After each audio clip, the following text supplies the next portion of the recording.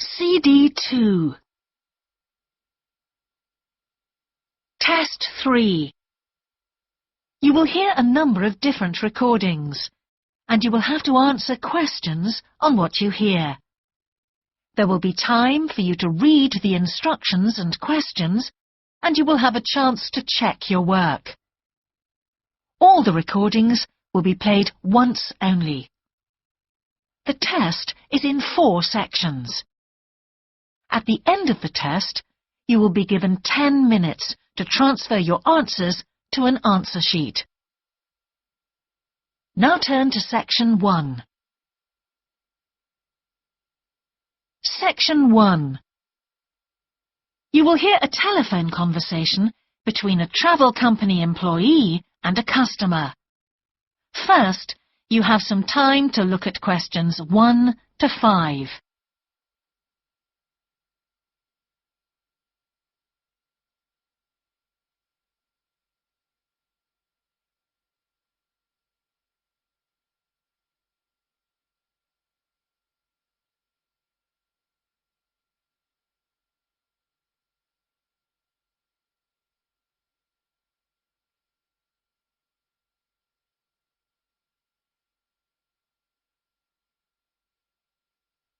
You will see that there is an example that has been done for you.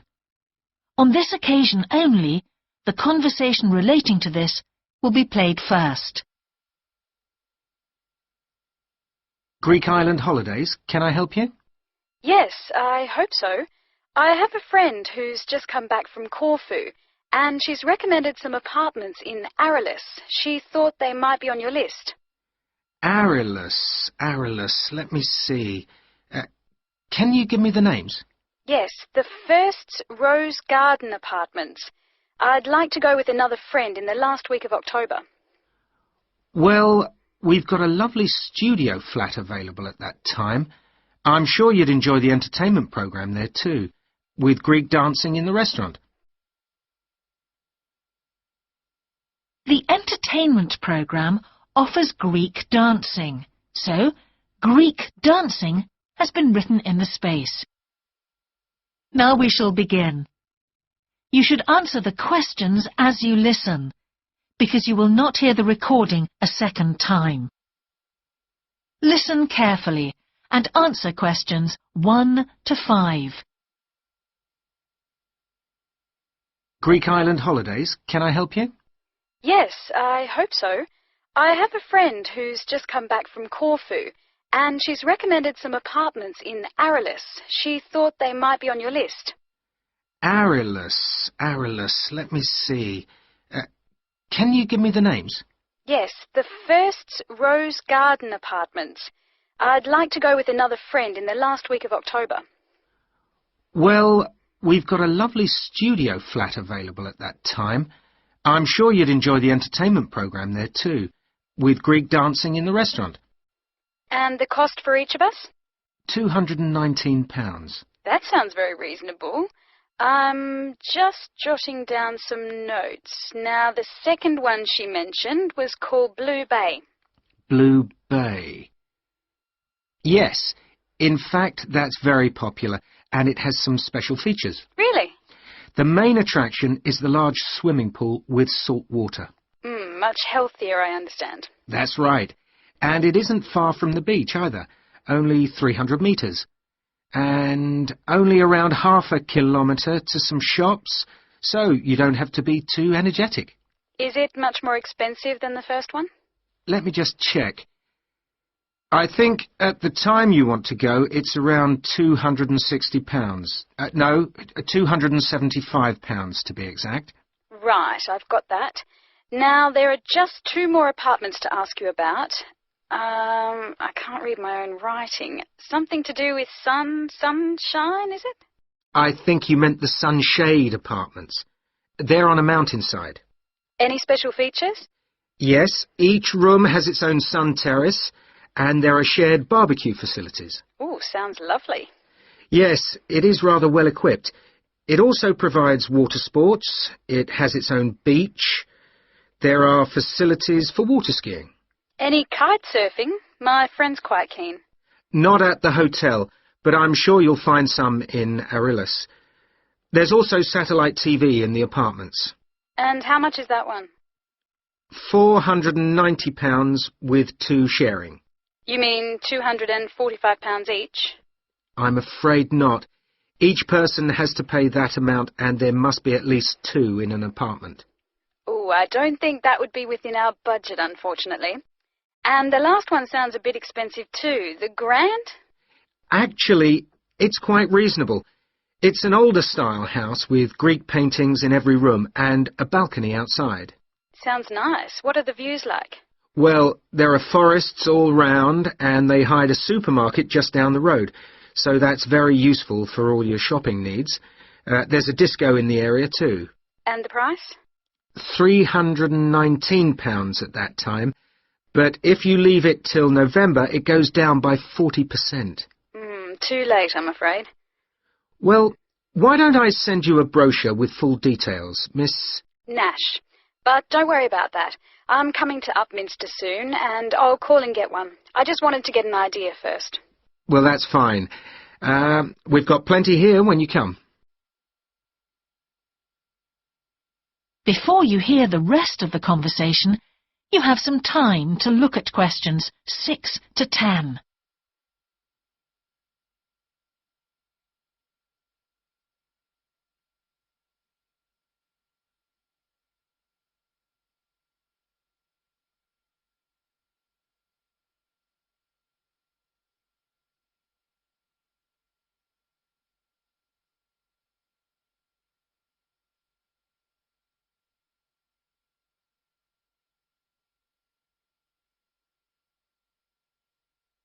Now listen and answer questions 6 to 10.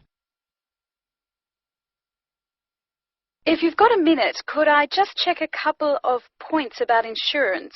I got one policy through the post, but I'd like to see if yours is better. Fine. What would you like to know? Well, the one I've got has benefits, and then the maximum amount you can claim. Is that like yours? Yes, that's how most of them are. Well, the first thing is cancellation. If the holiday's cancelled on the policy I've got, you can claim £8,000. We can improve on that, Miss Nash. For Greek island holidays, our maximum is £10,000. That's good. Of course, our holiday won't even cost £1,000 together. It's still sensible to have good cover. Now, if you go to hospital, we allow £600. Yes, mine's similar. And we also allow a relative to travel to your holiday resort.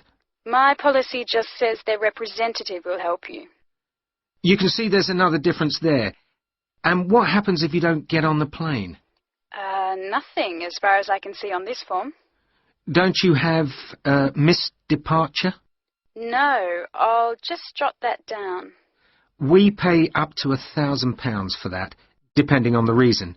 And we're particularly generous about loss of personal belongings, up to £3,000, but not more than £500 for a single item. Then I'd better not take my laptop. Not unless you insure it separately. Okay, thanks very much for your time. You've really been helpful. Can I get back to you? Your name is... Ben Ludlow. That's Ludlow. I'm the assistant manager here. I'll give you my number. It's 081 260 543 216. But didn't I phone 081 260 567 294? That's what I've got on the paper. That's the main switchboard. I've given you my direct line. Right. Thank you very much for your time. That is the end of section 1. You now have half a minute to check your answers.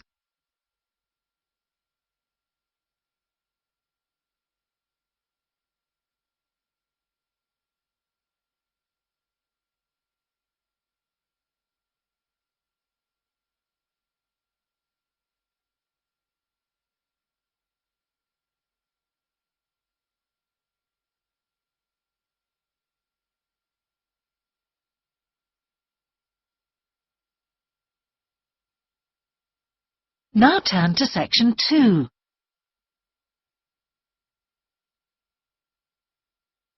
Section 2. You will hear a talk on local radio about a children's theme park.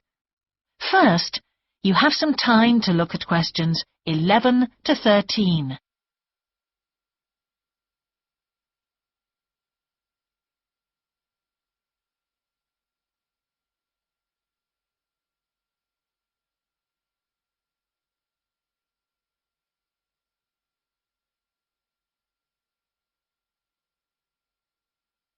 Now listen carefully and answer questions 11 to 13. For the second in our series about locally run businesses, we meet Simon Winridge, co-founder of the hugely successful Winridge Forest Railway Park. Welcome, Simon.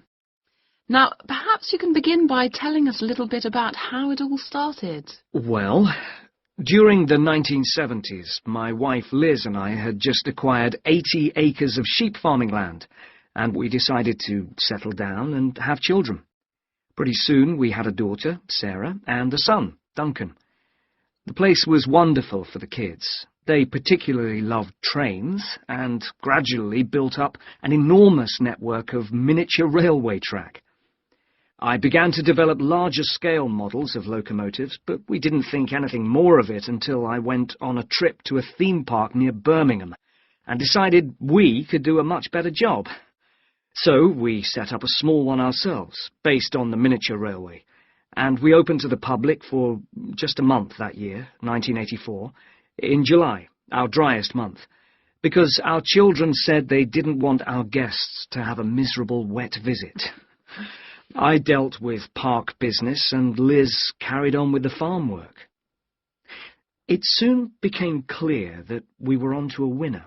We began to extend the railway track and lay it among more interesting landscape by planting trees, which in turn attracted more wildlife, and by making cuttings through the rock. Nowadays, we're open all year round, and we're pleased to say that Winridge is one of the most popular visitor attractions in the area, with 50,000 visitors a year. 1.5 million people have been through our doors since we opened.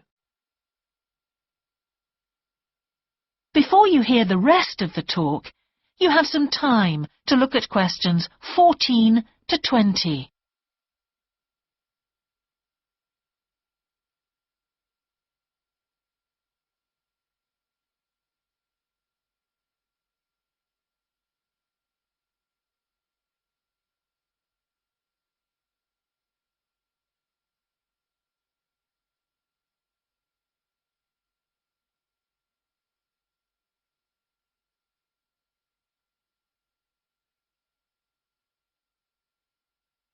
Now listen and answer questions 14 to 20.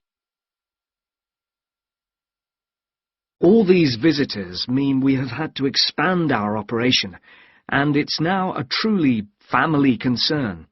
I'm near to retirement age, so I only concern myself with looking after the mechanical side of things, keeping the trains going. Liz now devotes all her energies to recruiting and supporting the large squadron of workers, which keep the place running smoothly.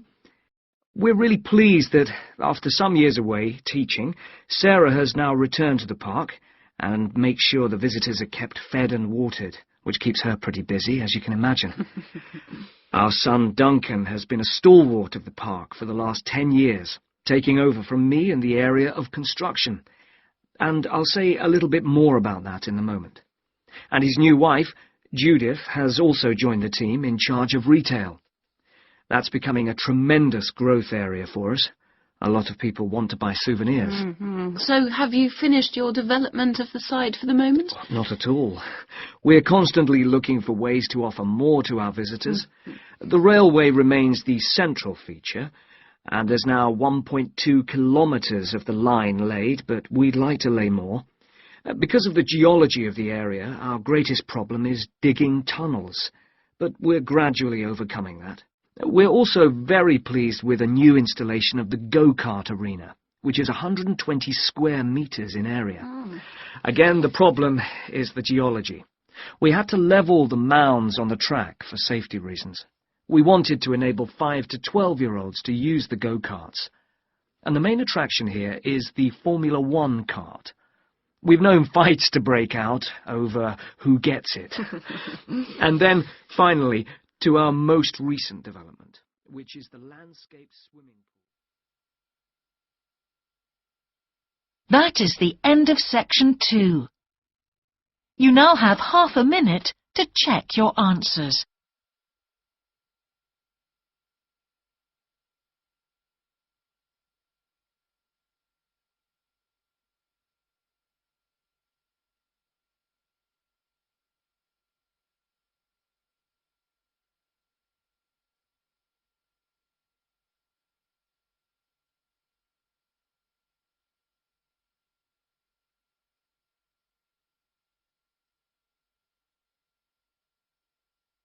Now turn to section 3.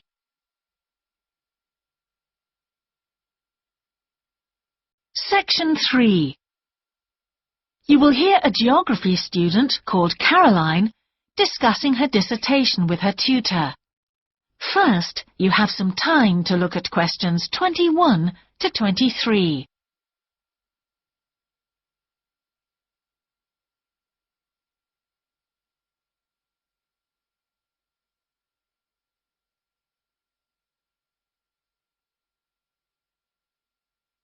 Now listen carefully and answer questions 21 to 23. Ah, Caroline. Come on in, sit down. Thanks. So how's the dissertation planning going? Well, Dr. Shulman, I'm still having a lot of trouble deciding on a title. Well, that's perfectly normal at this stage. And this is what your tutorials will help you to do. Right. What we'll do is jot down some points that might help you in your decision. First of all, you have chosen your general topic area, haven't you? Yes, it's the fishing industry. Oh, yes, that was one of the areas you mentioned. Now, what aspects of the course are you good at? Well, I think I'm coping well with statistics, and I'm never bored by it. Good. Anything else? Well, I found computer modelling fascinating. I have no problem following what's being taught, whereas quite a few of my classmates find it difficult. Well, that's very good. Do you think these might be areas you could bring into your dissertation? Oh, yes, if possible. It's just that I'm having difficulty thinking how I can do that. You see, I feel I don't have sufficient background information. I see. Well, do you take notes? I'm very weak at note-taking. My teachers always used to say that. Well, I think you really need to work on these weaknesses before you go any further. What do you suggest? Before you hear the rest of the tutorial, you have some time to look at questions 24 to 30.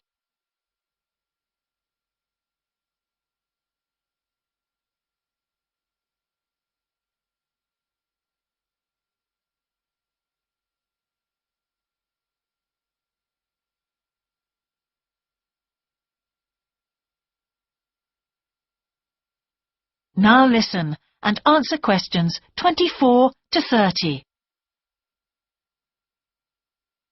Well, I can go through the possible strategies with you and let you decide where to go from there. Okay, thanks.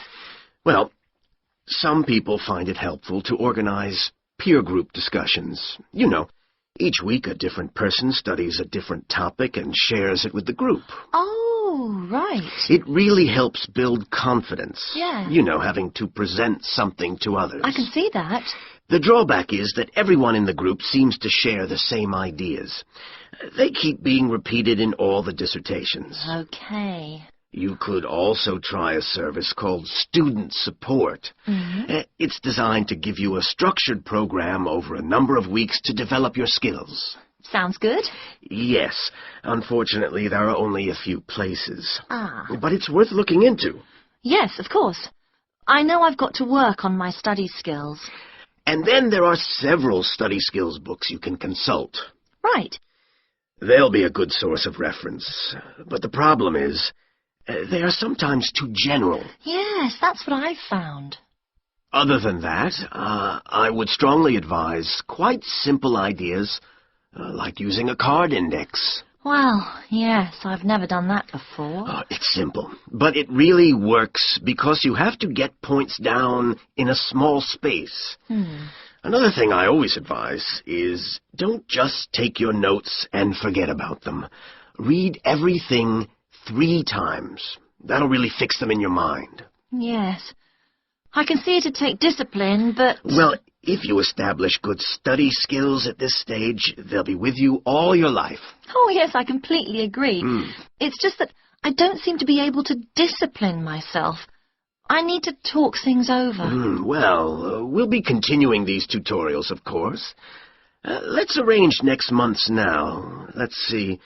I can see you virtually any time during the week starting the 22nd of January.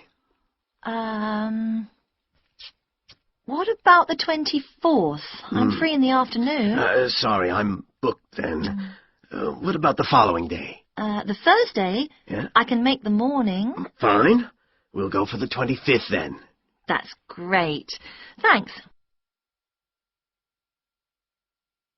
That is the end of section 3.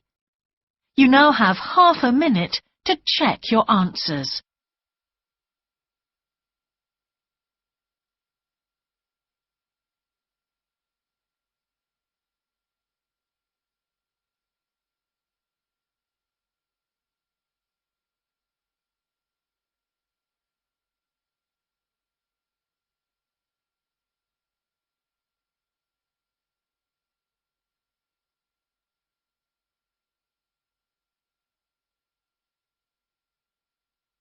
Now turn to section 4.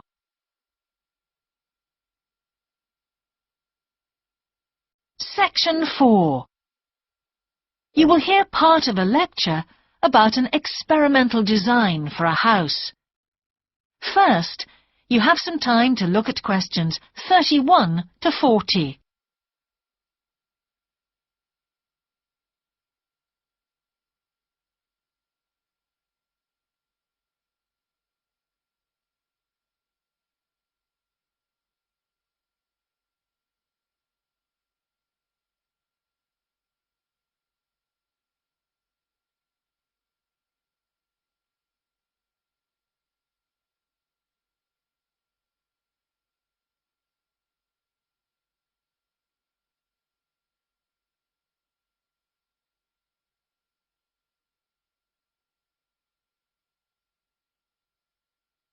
Now listen carefully and answer questions 31 to 40.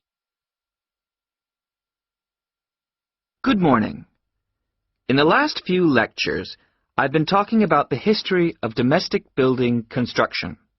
But today, I want to begin looking at some contemporary experimental designs for housing. So, I'm going to start with a house which is constructed more or less under the ground. And one of the interesting things about this project is that the owners, both professionals but not architects, wanted to be closely involved, so they decided to manage the project themselves. Their chief aim was to create somewhere that was as environmentally friendly as possible. But at the same time, they wanted to live somewhere peaceful. They'd both grown up in a rural area and disliked urban life. So the first thing they did was to look for a site, and they found a disused stone quarry in a beautiful area. The price was relatively low, and they liked the idea of recycling the land, as it were. As it was, the quarry was an ugly blot on the landscape, and it wasn't productive any longer either. They consulted various architects and looked at a number of designs before finally deciding on one. As I've said, it was a design for a sort of underground house, and it was built into the earth itself, with 2 stories. The north, east, and west sides were set in the earth, and only the sloping south-facing side was exposed to the light. That was made of a double layer of very strong glass. There were also photovoltaic tiles fixed to the top and bottom of this sloping wall. These are tiles that are designed to store energy from the sun, and the walls had a layer of foam around them too to increase the insulation.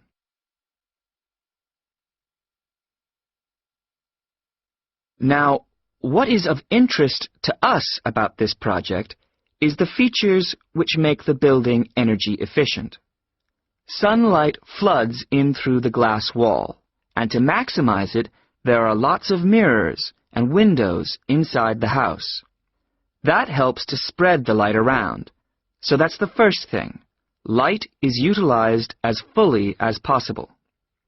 In addition, the special tiles on the outside convert energy from the sun and generate some of the house's electricity.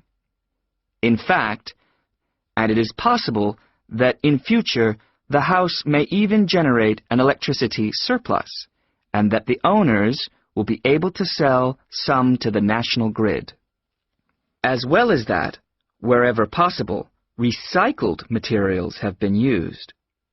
For example, the floors are made of reclaimed wood, and the owners haven't bought a single item of new furniture. They just kept what they already had. And then there's the system for dealing with the waste produced in the house. This is dealt with organically. It's purified by being filtered through reed beds which have been planted for that purpose in the garden. So the occupants of the house won't pollute the land or use any damaging chemicals. It's true that the actual construction of the house was harmful to the environment, mainly because they had to use massive amounts of concrete, one of the biggest sources of carbon dioxide in manufacturing. And, as you know, this is very damaging to the environment. In total, the house construction has released 70 tons of carbon dioxide into the air. Now that's a frightening thought. However, once the initial debt has been cleared, and it's been calculated that this will only take 15 years, this underground house won't cost anything, environmentally I mean, because unlike ordinary houses, it is run in a way that is completely environmentally friendly. So, eco-housing like this is likely to become much more. That is the end of section 4. You now have half a minute to check your answers.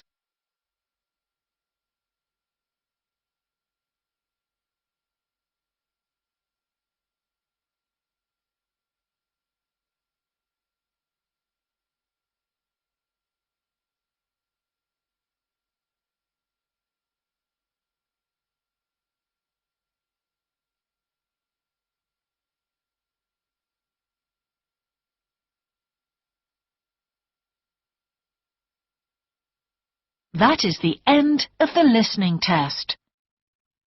In the IELTS test, you would now have 10 minutes to transfer your answers to the answer sheet.